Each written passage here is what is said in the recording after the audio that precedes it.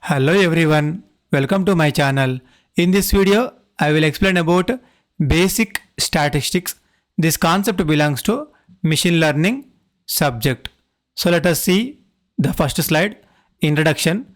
Statistics for machine learning is the study of collecting, analyzing and interpreting data to help build better machine learning models. Okay, so what is the purpose of statistics in machine learning?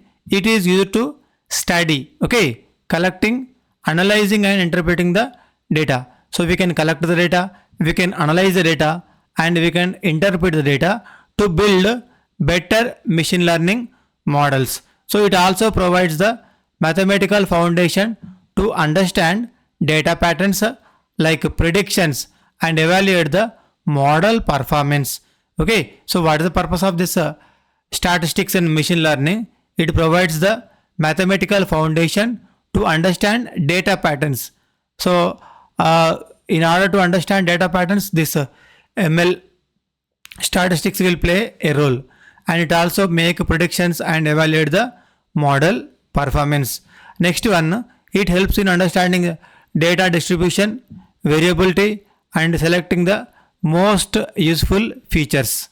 So last one is it is used to validate the model results and make decisions under the uncertainty using hypothesis test, confidence intervals and Bayesian methods. So what is the purpose of this statistics in machine learning? We can also use it to validate the model, okay, and make decisions under the uncertainty using hypothesis tests. So this is used to validate the model. Okay, so let us move on to next slide. Now we'll see here on the screen how the statistics are used in ML. So first one is we can framing the problem. Second one is the data understanding. Third one is the data cleaning. Fourth one is the data selection and preparation. Fifth one is the model evaluation. Sixth one is the configuration of the model, and seventh one model select and presentation. Last one is the model predictions. So we can use ML statistics used in machine learning. So you can observe there are completely 8 uses are there on the screen. Next we can see why learn statistics for machine learning. Okay, so you see, understand the data before training models. We can understand the data before training models. Next, choose the right algorithms for specific problems. Third one is the evaluate model accuracy and performance. And last one is the handle uncertainty and variability in real world data. So we can use or we can learn this statistics in these 4 types, in these 4 patterns. Okay, now one of the most important slide, this one, applications, where we can use this statistics in machine learning. First one is the feature engineering. Second one is the image processing. Third one is the anomaly detection. Fourth one is the environmental studies, and fifth one is the quality control. When you see feature engineering, we can select and transform using variables. And second one is the image processing. We can analyze the process patterns, shapes and textures. Third one is the anomaly detection. This is something like a fraud detection, spotting fraud or equipment failures. So fourth one is the environmental studies. So modeling land cover, climate and pollution. So last application of this statistics in machine learning is quality control. In the quality control also we can use the statistics in machine learning. We can identify the defects in manufacturing. Okay, now we'll see the next slide on the screen. So important one, there are completely 2 types of statistics are there. First one is called as descriptive, second one is called as inferential. So what is the purpose of this descriptive? It is used to summarize and present large amounts of data in a simple way, so the data becomes easy to understand. Okay, so it is used to summarize and present large amounts. When the data is very large, we will use descriptive statistics. Second one is the inferential statistics. It is used to study small sample of data and make predictions or conclusions about the large group. So in descriptive, we'll use a large amount of data. In this inferential statistics, we'll use small sample. Okay, so we use to study the small sample of data. So these are called as two types of statistics are there. Okay, now we'll see first one is the descriptive statistics. So in descriptive statistics, majorly we have four types are there. First one is called as measures of central tendency. Second one is the measures of dispersion, and third one is the measures of shape. Fourth one is the visualization technique. In the measures of central tendency, it describes the center of the data. So there are three types are there: mean, median, mode. In measures of dispersion, there are four types are there: range, variance, standard deviation, and interquartile range. So we can also say IQR. Measures of shape, so it contains skewness and kurtosis. So fourth one is the visualization technique. So we have here graphs and charts, histograms, box plots, and scatter plots. So we'll discuss all this one by one now. So first one is the measures of central tendency. Now you can see on the screen the first descriptive statistics is measures of central tendency. So there are completely three types are there. First one is the mean, second one is the median, third one is the mode. What is the meaning of mean? Mean is the average of all values in the data set. Let us say the data set is 24468. So what is the meaning of mean? Mean nothing but average. So what is the formula for average? Sum of all values by number of values. Sum of all values are 2 plus 4 plus 4 plus 6 plus 8 by, so number of values are 1, 2, 3, 4, 5. So the value could be 4.8. Second one is the median. So what is the meaning of median? Median is the middle value when the data is arranged in the order. So you see we have taken one data that is 24468. When we applicable to this median, so it should be in arranged in order. So already this data in order, so simply write as it is. Okay, now what is the median? We need to find out the middle value. So out of this one, this value is called as middle because this is the third position of the given data. Last one is the mode. Mode is the value that appears most frequently in the data set. You see the given example is 24468. The number of 4s appear twice. So in this the 4 appears twice. So remaining all are appears only once. Hence we can say mode is called as 4. So in the descriptive statistics, there are three types are there. Mean means we'll take average. Median means we'll take middle value. Mode means it will check the most frequently in the data set. Okay. Now we go for second one about the descriptive statistics. So second one is called as measures of dispersion. So first one is the range, second one is the variance, third one is the standard deviation, fourth one is the interquartile range. So what is the meaning of range? It is the difference between maximum and minimum values. Okay, so this is the example data we have taken in the previous one. This example also applicable to this problem. So the example is 24468. When I say range, difference between maximum minus minimum. So maximum value is 8, minimum value is 2. The answer could be 6. And the second one is variance. What is the meaning of variance? Average squared deviation from the mean. Okay, average squared deviation from the mean. So in this the mean could be 4.8. Okay, so what is the meaning of mean? Mean already we discussed in the previous. So you observe here, mean means what you have to do? You need to take the average 4.8. That's why we have taken the value as 4.8 here. So what is the variance? Average squared derivation from the mean. So the mean is 4.8. So the example data is 24468. Just you do this one, 2 minus 4.8 whole square and 4 minus 4.8 whole square, 4 minus 4.8 whole square, 6 minus 4.8 whole square, and 8 minus 6.8 whole square. So this is called as the value about the variance. How to find out the variance? We need to find out the average squared deviation from the mean. So average is 4.8, squared deviation. So squared deviation means we need to subtract the example data, given data with mean. So this is called as the values. Again we need to find out the average, they told average. So you need to add all the values, 7.84, 0.64, so on up to 10.24. So divided by 5, this is equal to 4.16. We can say this is called as variance. And third one is the standard deviation, square root of variance. So standard deviation is square root of variance.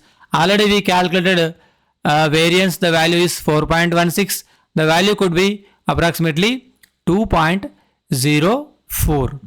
And last one in the descriptive statistics of measures of dispersion, interquartile range. It is the difference between third quartile and first quartile. So here the answer could be Q1 is 3, Q3 is 7. So you observe, so Q1 means this lower part and Q3 means this upper part and middle means this one. So when I say Q1, we need to take the average of these two.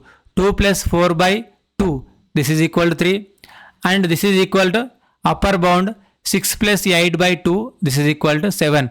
So what is the meaning of interquartile range? Q3 minus Q1, 7 minus 3, this is equal to 4. So this is the way to calculate the range, variance, standard deviation and interquartile range. So this is a basic mathematical formulas. Okay, now we will see in the descriptive statistics we have third one is the measures of shape. So in the shape measures, first one is the skewness. So please remember all of you, when you say this shape measures of shape, so we are going to have skewness. So when I say right skew, the data, the curve will be applicable to this side. Okay, when I say left skew, so the data could be, the diagram could be applicable like this. And when I say 0 Q, it comes in the middle of the graph. Okay, so right Q means this graph and left Q means this one, and 0 Q means it appears in the middle of the diagram, or else we can say graph. In the left side we have taken as frequency, and in the below we mentioned as x. So there are three types are there in the skewness. First one is the right skew, second one is the left skew, and the last one is the zero skew. We'll go for next one. So second one is the kurtosis. It measures the peakedness of the distribution. So this is a example diagram for the kurtosis. So you observe there are the different types are there on the screen. So each color represents the different distribution of this kurtosis. Okay, so now we'll go for next one. So this is the descriptive statistics of fourth one. This is called as visualization techniques. So there are three types are there. First one is the histogram, second one is the box plot, and third one is the scatter plot. So when I say histogram, it shows the data distribution. So you observe here, this diagram is called as histogram. So data could be distributed over here. You observe, so we have different lines are there. So this type of graph is called as a histogram. It shows the different data distribution. The second one is the box plot, highlight the data spread and potential outliers. So this is called as box plot. And third one is the scatter plot, illustrates the relationship between the variables. You observe these are called as a scatter plots. Okay, so this is all about the visualization techniques in the machine learning. So this is about the fourth one. Now we go for inferential statistics. So till now we talk about the descriptive statistics. Now we go for inferential statistics. Inferential statistics involves making predictions or inferences about the population based on sample of data. So there are completely 5 types are there. First one is the population, second one is the estimation, third one is the hypothesis testing, fourth one is the regression analysis, last one is the Bayesian statistics. Now we'll see one by one. So first one is the population. What is the meaning of population? The entire group being studied is called as population. But when I say sample is subset of the population used for the analysis. So whenever you want to analyze something, it is hard to check everyone. So what you have to do? You need to take the sample. So this is called as a sample. So first one is the population. So inferential statistics, first one is the population. Now we go for second one. So in the inferential statistics, the second one is the estimation. So completely there are 3 types of estimations are there. First one is the point, second one is the interval, third one is the confidence. When I say point, it gives one single value to estimate the population parameter. Let us say the example is sample average is 50, only one value. But when I say interval, it gives some range of values. Average, let us assume I am going to think the average is between 45 and 55. We can say this is called as interval. And third one is the confidence interval. It shows how sure we are about the estimate. Example 95% confidence. So this is called as a confidence interval. Means we are highly confident that true value is in that range. Okay. Now we go for third one, inferential statistics, that is a hypothesis testing. So remember all of you, these are different types of testings in hypothesis. First one is the null hypothesis, second one is the hypothesis, third one is the type 1 error, fourth one is the type 2, next one is the p-value, t-test and z-test, ANOVA, chi and square test. So when you see null hypothesis assumes no effect or no difference. Okay. So here in this there is no effect and no difference. When you see second one, hypothesis H1, it assumes that there is an effect or difference. So when you say null hypothesis, no effect, no difference. But when you say hypothesis, it is having some effect or difference. So again we have 2 types of errors are there, type 1 error, type 2 error. Reject a true null hypothesis by mistake. But when I say type 2 error, failing to reject a false null hypothesis by mistake. And the third, next one is the p-value. It shows the probability that results that happened by chance.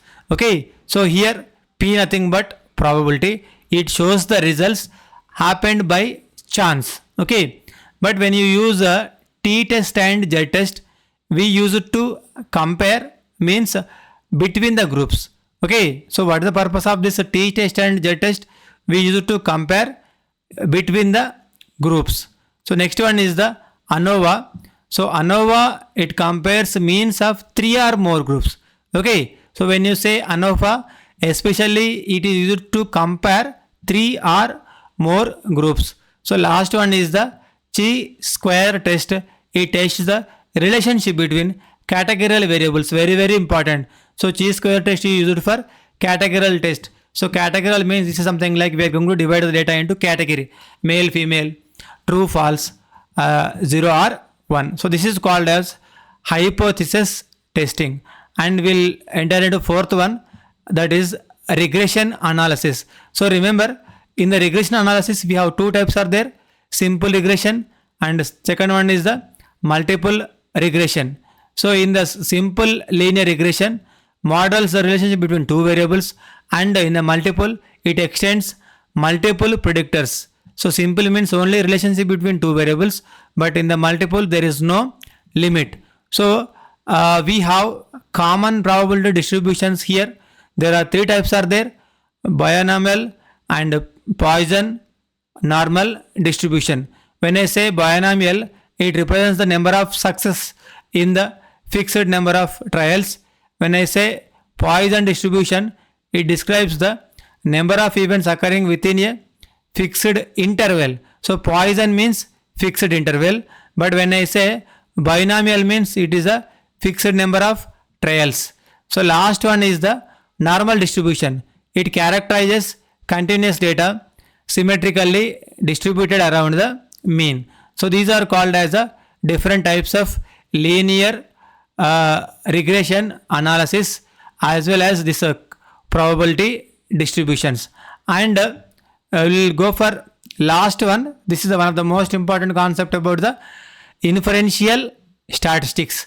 So that is called as Bayesian statistics. So what is this Bayesian theorem?